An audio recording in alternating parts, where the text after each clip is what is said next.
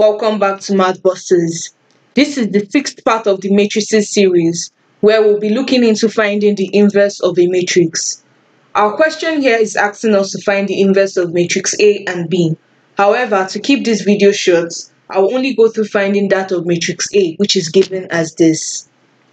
As we can see, our matrix A is a 2 by 2 matrix. So by solving this question, we'll learn how to find the inverse of any 2 by 2 matrix.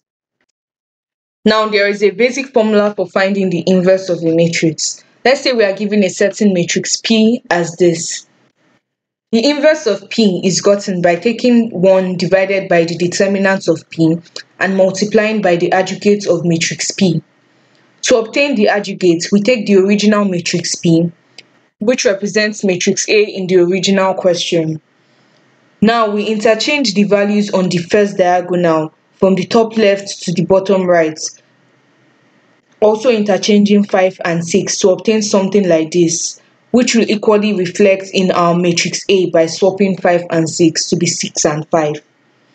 We then place a negative sign before the values on the second diagonal to get negative B and C, which is also reflected in our matrix A as negative 1 and negative 3.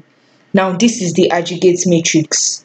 Now that we know this, let's quickly find the determinant of matrix A. Although I made a separate video on this which I highly recommend, I'll leave a link in the description. So we start by multiplying 5 and 6 values on the first diagonal to give 30. Then we also multiply 1 and 3, the values on the second diagonal, which gives 3. Now we subtract this to get 27 as the determinant of matrix A. Now the inverse of A will be the product of 1 over 27, which is the determinant, by the adjugate of the matrix. So we multiply all the values in this matrix by 1 over 27. And when we solve this, we should get this as our final matrix. Therefore, we have our inverse of matrix A as this.